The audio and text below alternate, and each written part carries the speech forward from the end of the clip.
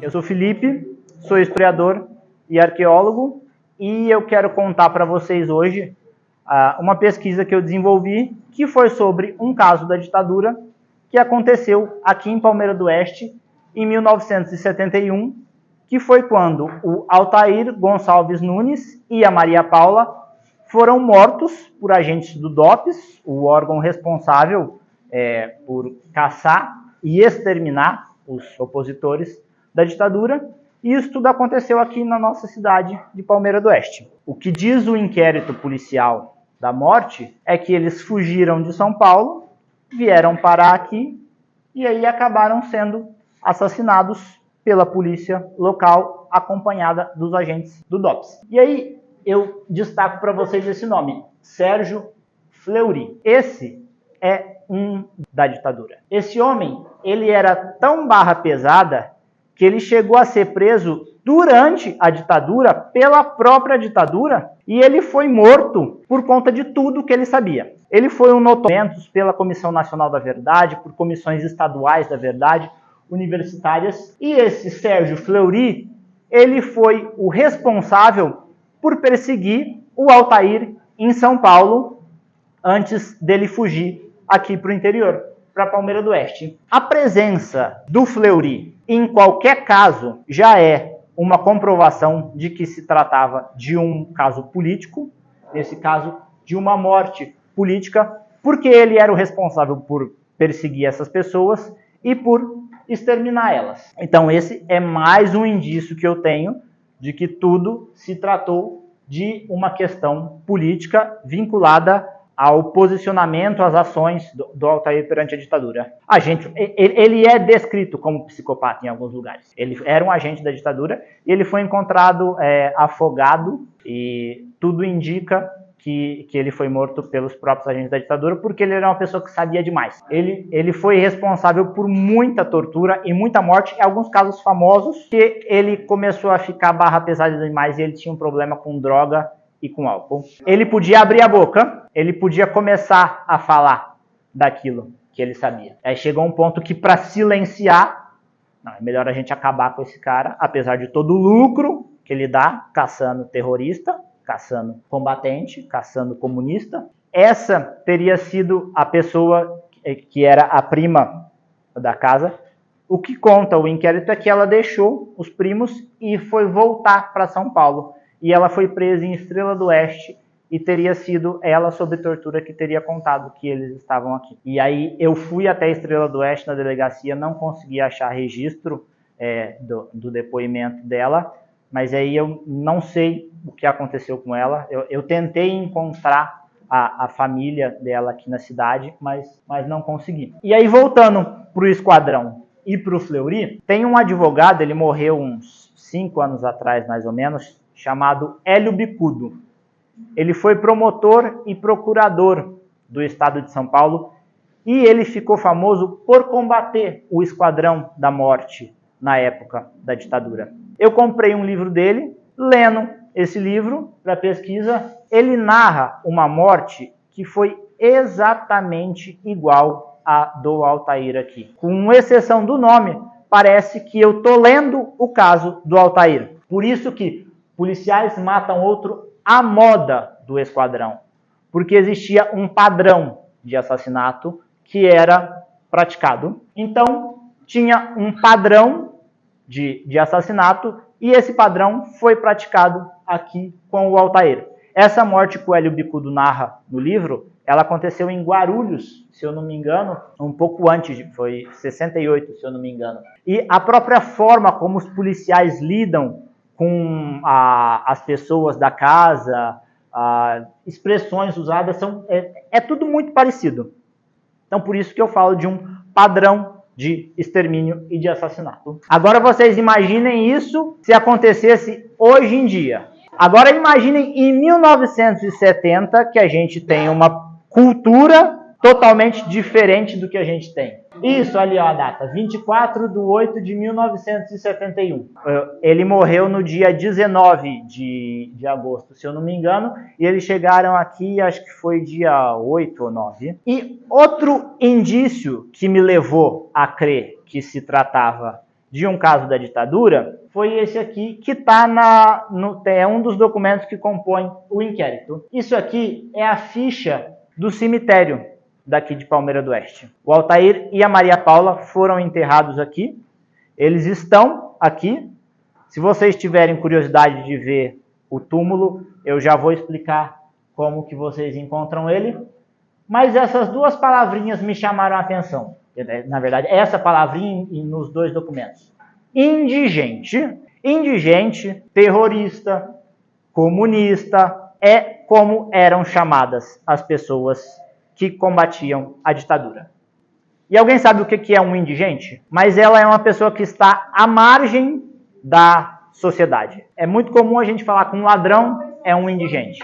Então, a polícia classificou o Altair e a Maria Paula como indigentes, o que é muito comum. Muitas vítimas da ditadura foram classificadas como indigentes. Mas aí que começa a ficar legal. E aí, então, não está dando para ler direito, mas aqui, ó, o nome do contribuinte. Está escrito Delegacia de Palmeira do Oeste. Então, quem adquiriu e quem é dono das covas em que eles foram enterrados é a Delegacia de Palmeira do Oeste, que enterrou 2 indigentes no cemitério de Palmeira do Oeste.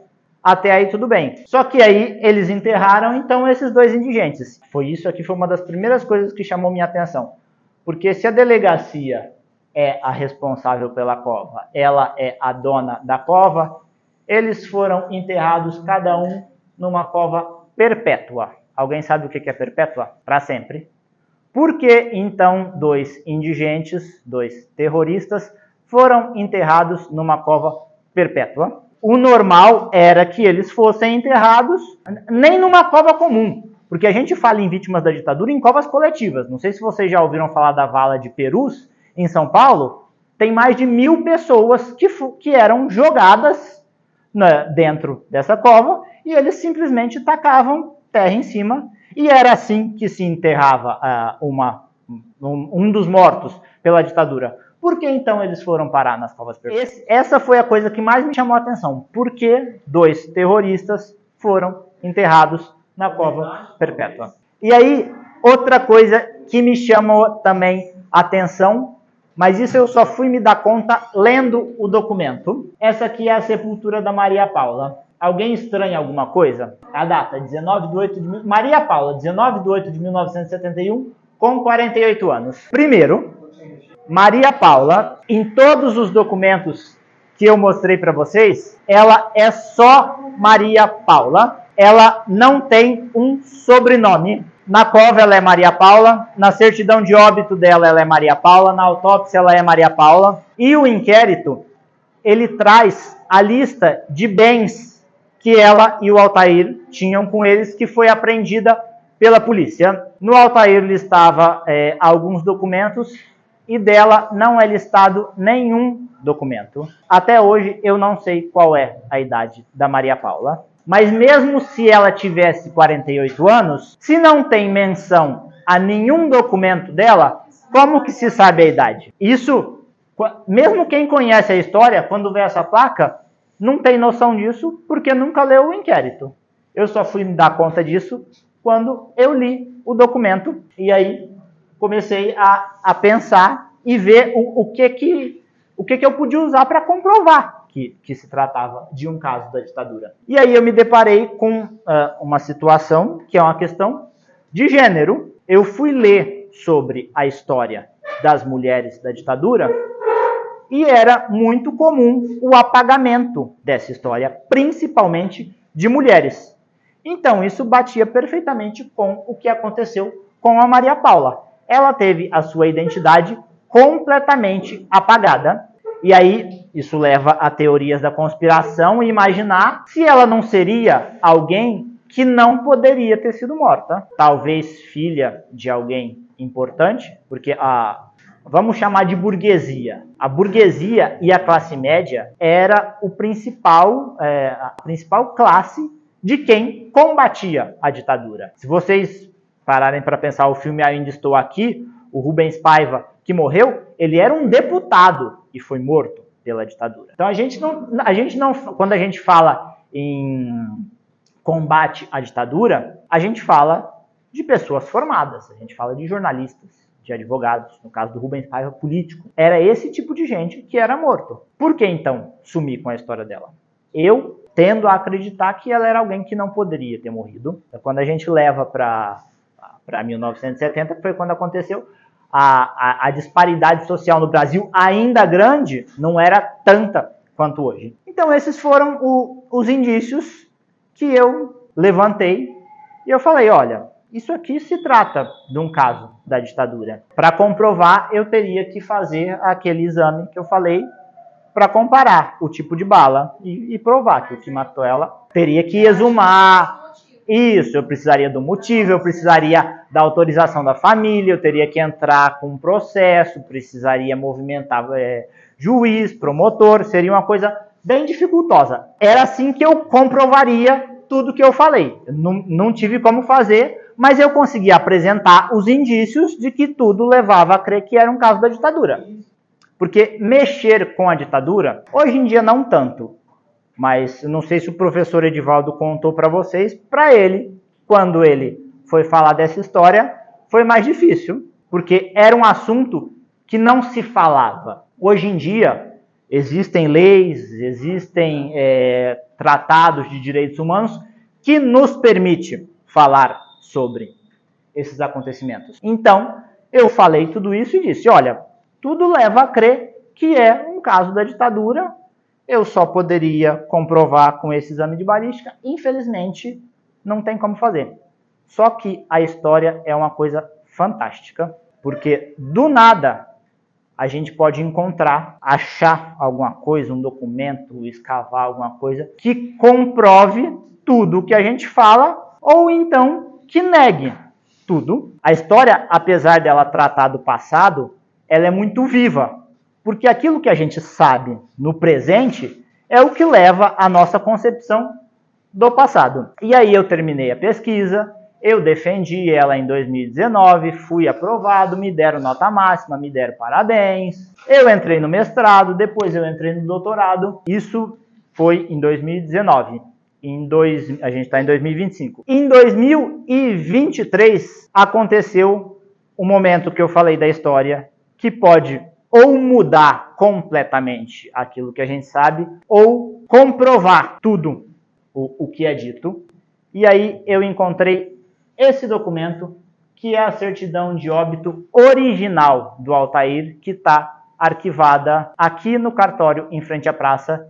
E esse documento é o que comprova tudo que eu falei, que comprova que foi uma vítima, que foi um caso da ditadura. Vamos ver se vocês descobrem por quê. Por que que esse documento comprova tudo que eu falei e que foi realmente uma morte da ditadura? O documento original, que está aqui no cartório, diz que a causa da morte foi hemorragia interna do hemoperiocárdio e na frente está escrito: o inquérito todo é tratado como homicídio. As próprias testemunhas, os próprios policiais falam que eles atiraram como legítima defesa, mas na hora que eles elaboraram o documento que ficava registrado no cartório, eles botaram que o Altair... Essa é a prática mais comum da ditadura, matar e falar que eles não mataram.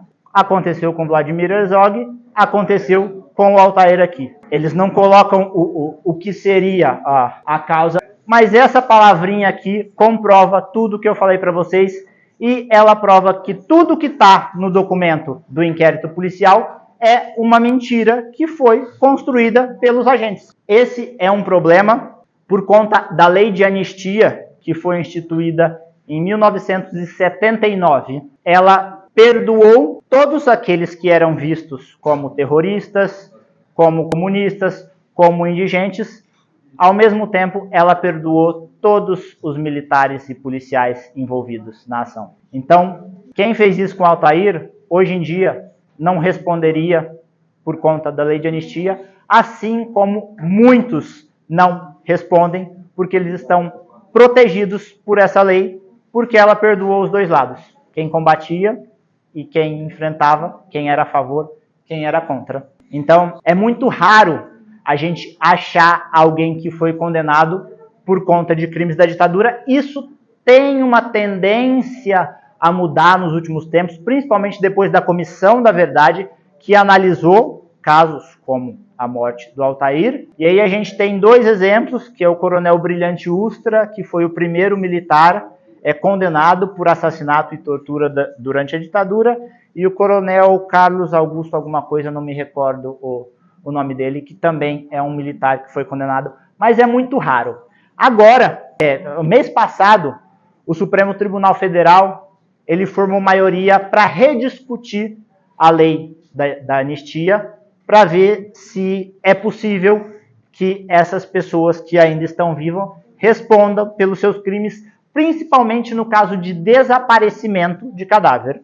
Porque tem muita vítima da ditadura que a família ainda não sabe o que aconteceu. E aí o argumento é que se o corpo desapareceu e nunca foi encontrado, o crime ainda está acontecendo, porque o cadáver continua desaparecido. Então ele não poderia ser abarcado pela lei de anistia, porque seria algo do presente e não do passado.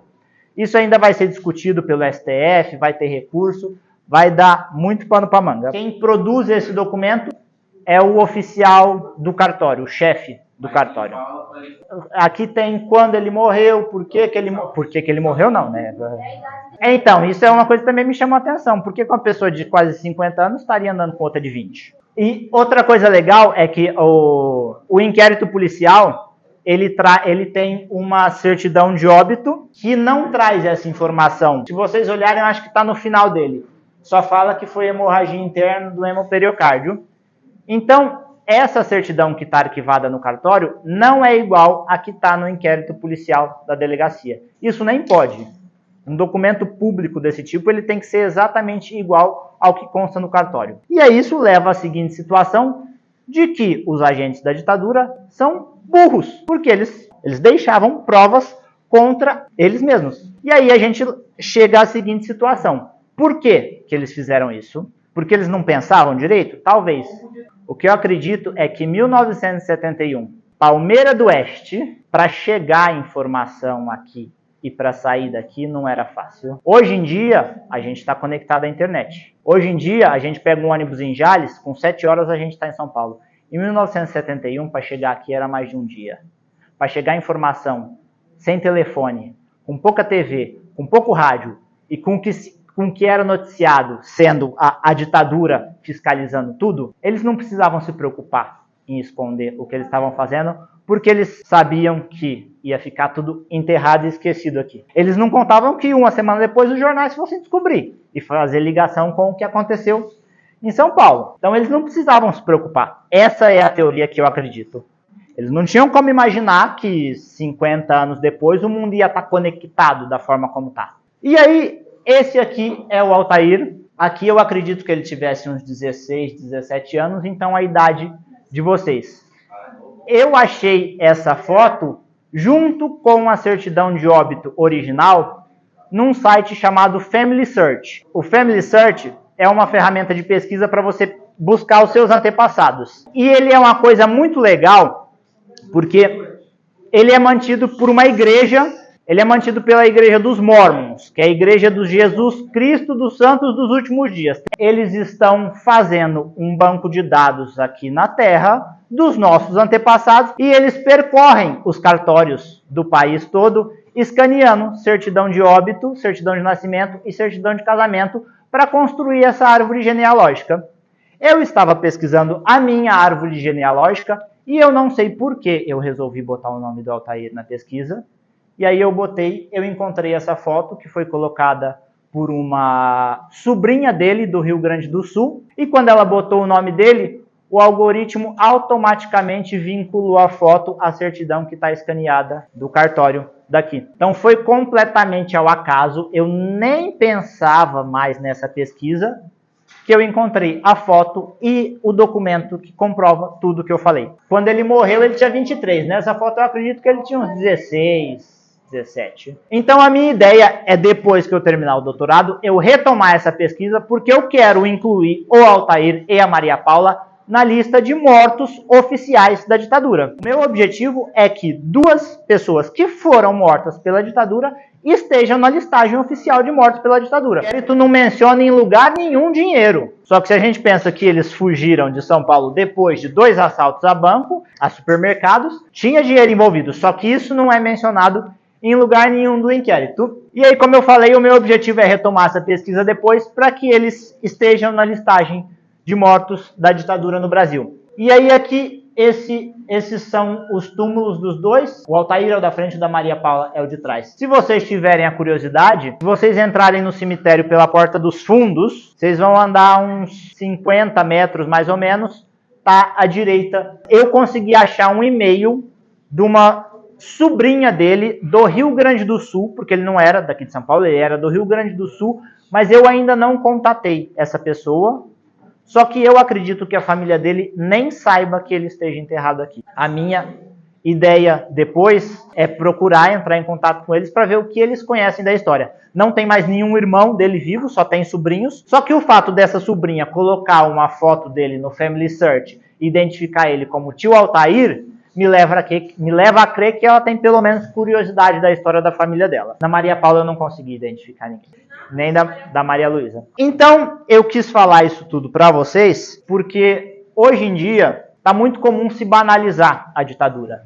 A coisa mais normal é a gente achar gente que defende, achar gente que falava que naquela época que era bom, que não acontecia coisa ruim, que eles perseguiam bandidos, que eles só matavam terrorista, que o homem e a mulher de bem não tinha por que se preocupar. Então, quando vocês ouvirem esse tipo de discurso, o que eu peço para vocês é, parem e pensem. Se era tudo bom, se não tinha problema, por que eles precisavam mentir nos documentos? Não quero que vocês defendam, que vocês se postem contrários ou a favor. Eu só quero que vocês pensem. Se era tudo bom, por que então eles diversas vezes, em diversos casos, mentiam? Se fosse tudo beleza, tudo ok, a verdade tinha que prevalecer. Não foi o que aconteceu. Então, sempre se questionem esse tipo de coisa.